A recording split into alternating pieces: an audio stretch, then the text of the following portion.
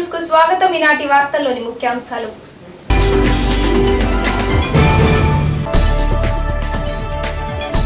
జంగారెడ్డిగూడెం పట్టణంలో వైఎస్ఆర్సీపీ కార్యకర్తల సమావేశం. ముఖ్య అతిథిగా పాల్గొన్న వైఎస్ఆర్సీపీ జిల్లా కన్వీనర్ ఆళ్ల నాని.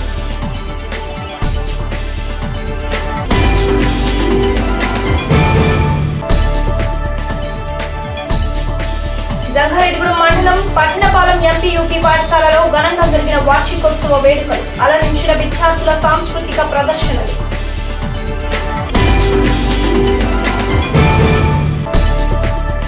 మంగళవారం జరగబోయే అంబేద్కర్ జయంతి వేడుకలకు అన్ని వర్గాల ప్రజలు హాజరు కావాలని పిలుపునిచ్చిన జంగారెడ్డిగూడెం మాల మహానాడు మరియు దళిత వర్గాల నాయకులు.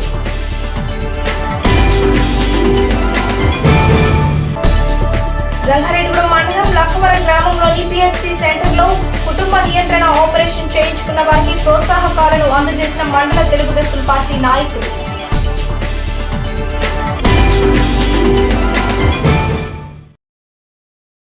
Abraham and గారీ Kasparov chess academy Eluru వారి ఆధ్వర్యంలో నిర్వహించిన మండల స్థాయి ఓపెన్ చెస్ టోర్నమెంట్ నందు అండర్-15 విభాగంలో ప్రతిభ ఇంగ్లీష్ మీడియం స్కూల్ విద్యార్థులు ప్రథమ, తృతీయ స్థానాన్ని సాధించినట్లు ప్రిన్సిపల్ కాసర లక్ష్మీ సరోజారెడ్డి తెలియజేశారు. మండలంలో ప్రథమ స్థానాన్ని సిహెచ్ నిఖిల్ బ్లెస్సీ మరియు తృతీయ స్థానాన్ని ఎం భాస్కర్ దక్కించుకున్నారు. రోటరీ అధ్యక్షులు పాలపర్తి శ్రీనివాస్ చేతుల మీదుగా విజేతలకు బహుమతులు అందజేశారు. మండల స్థాయిలో ఇంత అద్భుత ప్రతిభ కనబర్చిన ఈ విద్యార్థులను పాఠశాల యాజమాన్యం మరియు ఉపాధ్యాయులు, విద్యార్థులు అభినందించారు. జంగారెడ్డిగూడెం మండలం పట్టణపాలెం గ్రామంలోని ఎంపీయూపీ పాఠశాల నందు పాఠశాల 85వ వార్షికోత్సవ వేడుకలు ఘనంగా నిర్వహించారు. ఈ వార్షికోత్సవ వేడుకలకు ముఖ్య అతిథులుగా జంగారెడ్డిగూడెం ఎంపీపీ కొడవటి మాణిక్యాంబ, జెడ్పీటీసీ శీలం రామచంద్రరావు, గ్రామ sarpanch Pasupuleti Mohanaveni, MEO D Subbarao, Pattanapalem MPTC Binjamuri Sanjeevarao హాజరయ్యారు. విద్యార్థుల తల్లిదండ్రులు, మండలంలోని ఉపాధ్యాయులు, గ్రామ పెద్దలు, యువకులు, మహిళలు అధిక సంఖ్యలో పాల్గొని విద్యార్థులు చేసిన పలు సాంస్కృతిక కార్యక్రమాలు తిలకించారు. ఈ సందర్భంగా కొడవటి మాణిక్యాంబ మాట్లాడుతూ విద్యార్థులను ఉద్దేశించి విద్యార్థులు క్రమశిక్షణతో చదువుకొని ఉన్నత స్థాయిని చేరుకోవాలని సూచించారు. దీనిలో భాగంగా తరగతి గది డెస్కులను ఆమె చేతుల మీదుగా ప్రారంభించారు.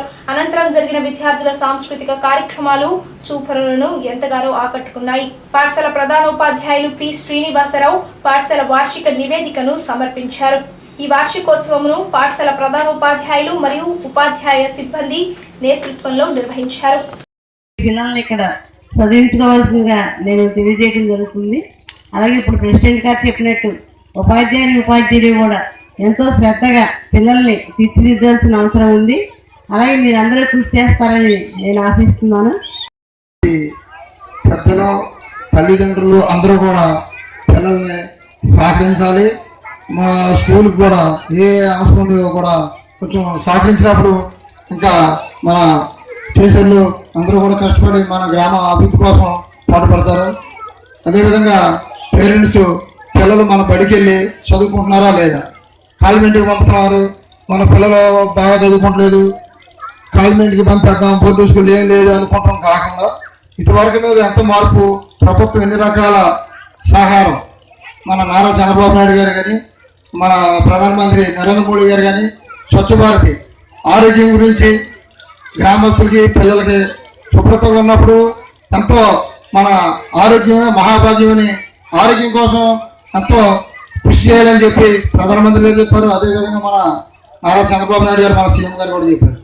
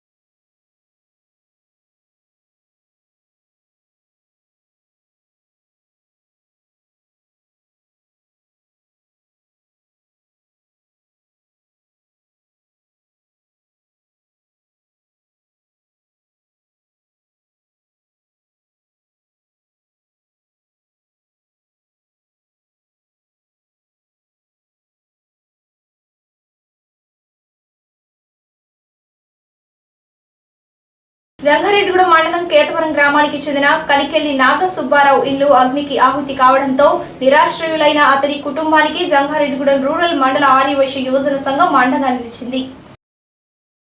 ఇల్లు పూర్తిగా కాలిపోయి నిలువ నీడ లేక ఇబ్బందులు పడుతున్న అతని కుటుంబానికి 25 కేజీల బియ్యం, బట్టలు, వంట సామాగ్రి, 1100 రూపాయల ఆర్థిక సహాయాన్ని సంఘం సభ్యులు అందజేశారు. ఈ సందర్భంగా వారు మాట్లాడుతూ ఆపదలో ఉన్న వారిని ఆదుకోవడంలో ఎంతో సంతృప్తి ఉందని, ఆపదలో ఉన్న వారిని ఆదుకోవడం మన బాధ్యత అని అన్నారు. కార్యక్రమంలో జిల్లా అదనపు కోశాధికారి చిన్ని పవన్ కుమార్, జంగారెడ్డిగూడెం రూరల్ మండల యువజన సంఘం అధ్యక్షులు జయవరపు సత్యనారాయణ, గుడ్రాల వెంకటేశ్వరరావు, దారా సత్తిపండు, డి సత్యనారాయణ, శ్రీముకుర్తి కృష్ణారావు, పైడి శ్రీనివాసరావు, కనిగొల్ల సత్యనారాయణ, అత్యం రాంబాబు, చిట్లూరి రవిప్రసాద్, యువత సభ్యులు, ఆర్యవైశ్య సభ్యులు తదితరులు పాల్గొన్నారు. లక్కవరం ప్రాథమిక ఆరోగ్య కేంద్రంలో పిహెచ్సి వైద్యాధికారిని డాక్టర్ ఎల్ శిరీష అధ్యక్షతన KP Puram deputy DM and HO doctor Vamsilal Rathod ఆధ్వర్యంలో కుటుంబ నియంత్రణ శస్త్రచికిత్స శిబిరము సోమవారం నిర్వహించారు.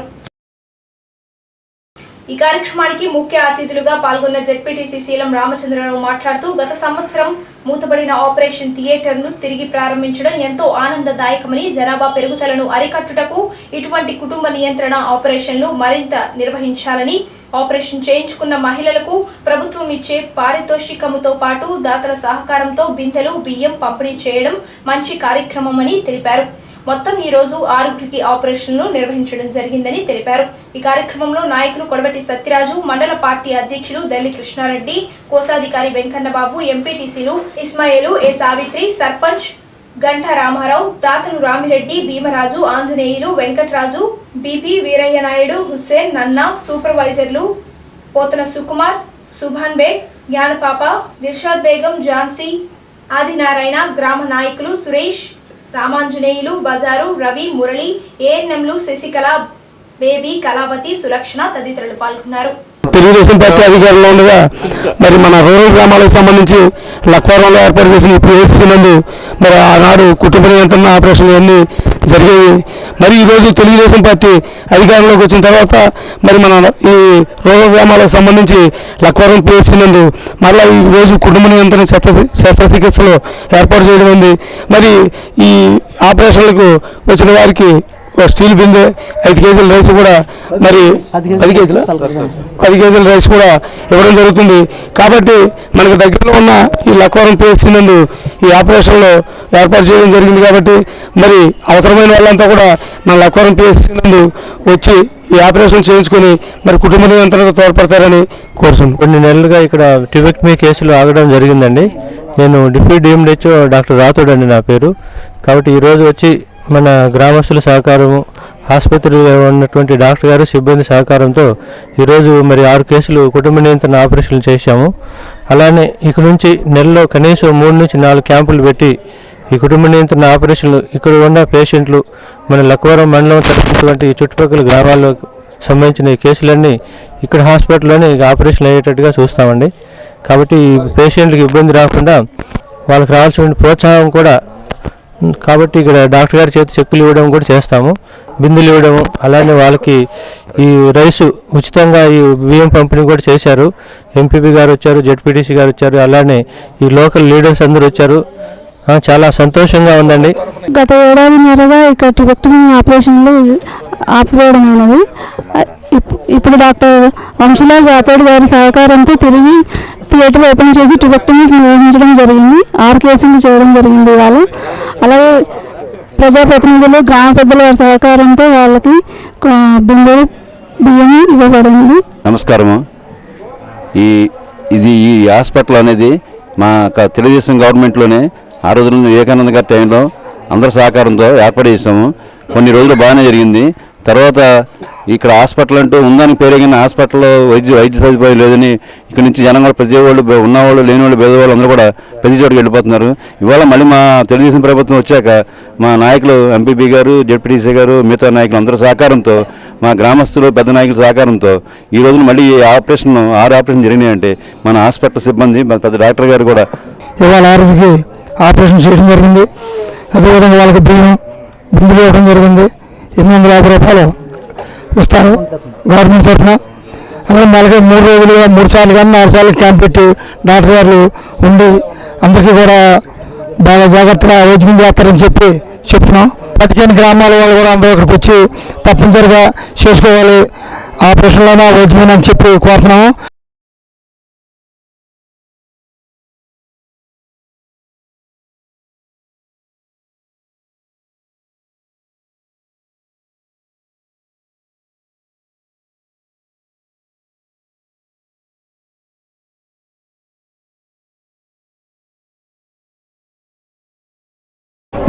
బిందులు కూడా గ్రామస్తులు మన పార్టీ నాయకుల సహకారంతో బిందులు ఇవ్వడం జరిగింది. గ్రామస్తులు అలాగే బియ్యం కూడా ఇవ్వడం జరిగింది. గవర్నమెంట్ ఏమో 850 రూపాయలు డబ్బులు ఇస్తారు. అది కూడా అందరూ వినియోగించుకోవాలని కోరుతూ అందరూ కూడా జాగ్రత్తగా వచ్చి ఆపరేషన్ చేయించుకోవాలా, ఏ వైద్యం చేయించుకోవాలని కోరుతూ అందరూ ధన్యవాదాలు. మాజీ ఎమ్మెల్యే వైఎస్ఆర్సీపీ జిల్లా నాయకులు ఆల్హనాని సోమవారం జంగారెడ్డిగూడెం వచ్చారు. ఈ సందర్భంగా వైఎస్ఆర్సీపీ జిల్లా మహిళా కన్వీనర్ వందనపు సాయిబాల పద్మ స్వగృహంలో వైఎస్ఆర్సీపీ నాయకులతో సమావేశమయ్యారు.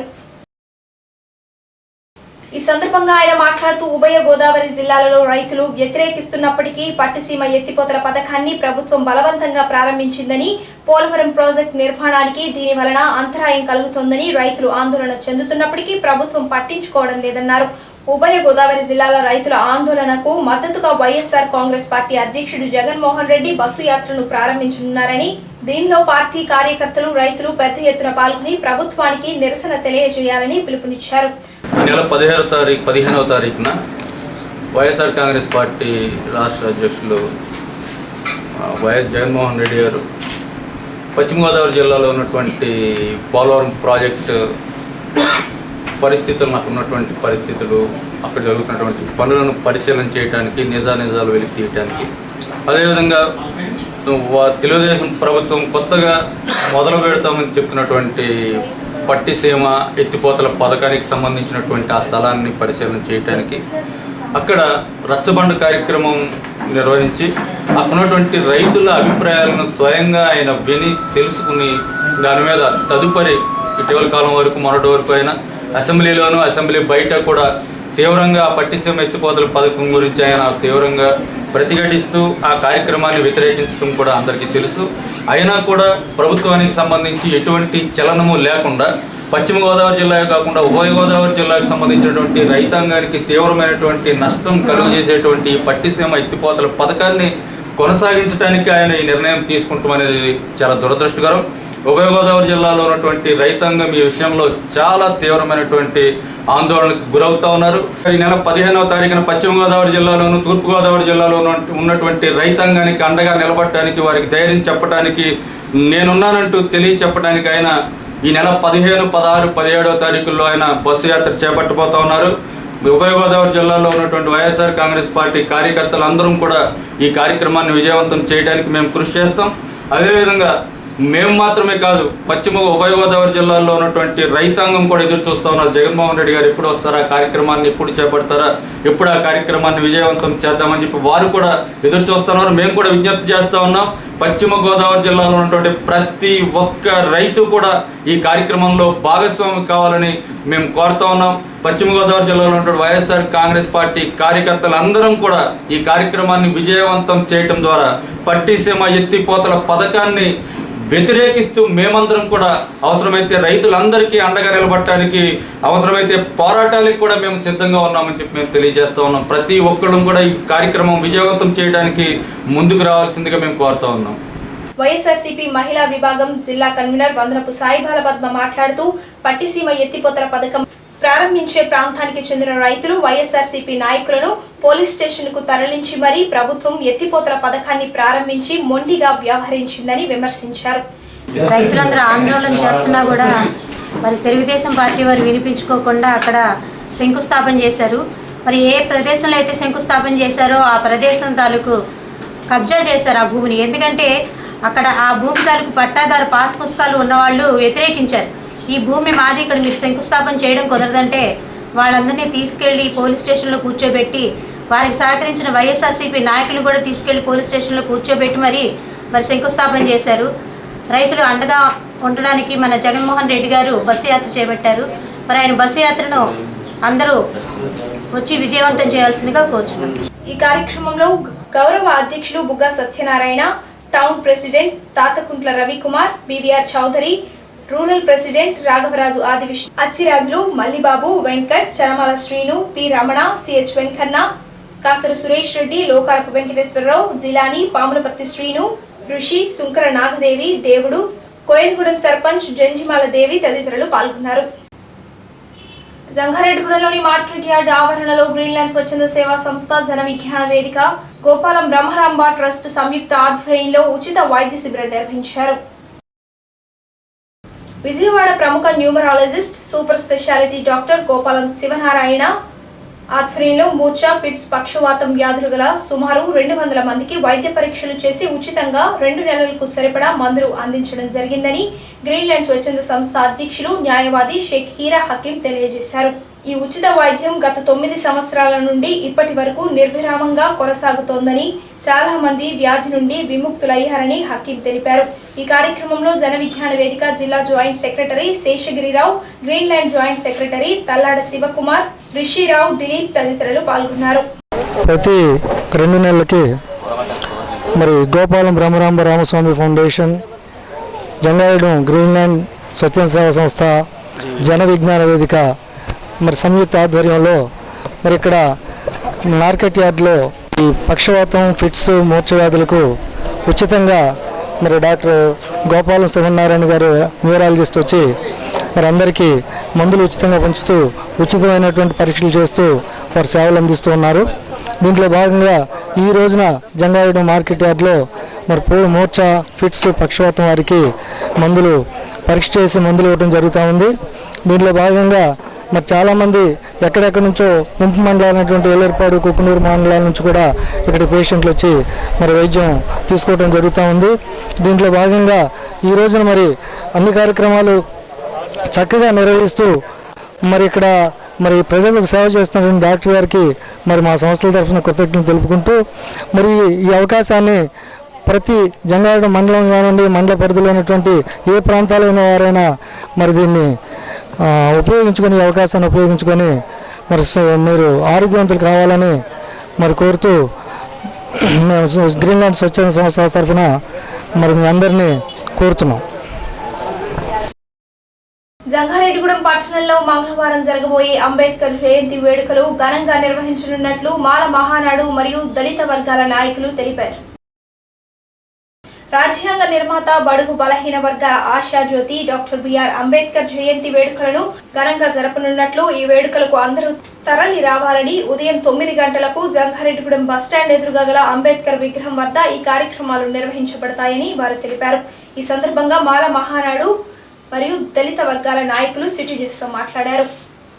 రేపు ఏప్రిల్ 14 మన భారత రాజ్యాంగ నిర్మాత, ప్రపంచ మేధావి డాక్టర్ బిఆర్ అంబేద్కర్ గారి యొక్క 125వ జయంతిని సందర్భాన్ని పురస్కరించుకొని మన మాల మహానాడు ఆధ్వర్యంలో స్థానిక ఏపీఎస్ఆర్టీసీ జంగారెడ్డిగూడెం బస్టాండ్ దగ్గర ఉన్న విగ్రహం వద్ద గొప్ప కార్యక్రమం చేపట్టదలిచి ఉన్నాము. ఈ కార్యక్రమం మాల మహానాడు మరి దళిత సంఘాల ఆధ్వర్యంలో జరుగుతుంది. అంబేద్కర్ యొక్క ఆశయాలు సమాజంలోకి వెళ్ళి సమాజం యొక్క ఉన్నతి కోసం పాటుపడటానికి, ప్రతి ఒక్కరూ సేవ చేయడానికి, ఈ యొక్క ఆశయాలు ముందుకెళ్ళటానికి ఈ కార్యక్రమాన్ని చేపట్టదలిచాం. మరి అంబేద్కర్ యొక్క జన్మదినం సందర్భంగా మరి కొన్ని కార్యక్రమాలు మేము చేయదలుచుకున్నాం. ఉదయం 8:30 గంటలకు బైక్ ర్యాలీ, అలాగే తదనంతరం 9 గంటలకి అంబేద్కర్ గారి యొక్క విగ్రహానికి పుష్పాలంకరణ జరుగుతుంది. తదనంతరం 10 గంటలకు బహిరంగ సభ ఏర్పాటు చేయనుంది. కావున ప్రతి ఒక్కరూ కుల మత భేదం లేకుండా, ఏ యొక్క ఆలోచించకుండా ప్రతి ఒక్కరు కూడా ఈ కార్యక్రమంలో పాల్గొందాలని సంఘం తరఫున మిమ్మల్ని ప్రేమపూర్వకంగా ఆహ్వానించున్నాం. కనుక ప్రతి వారు కూడా ఈ కార్యక్రమాన్ని పాల్గొనవలసిందిగా మేము ఆహ్వానించున్నాం. మరి ఈ కార్యక్రమానికి ముఖ్య అతిథిగా మన చింతల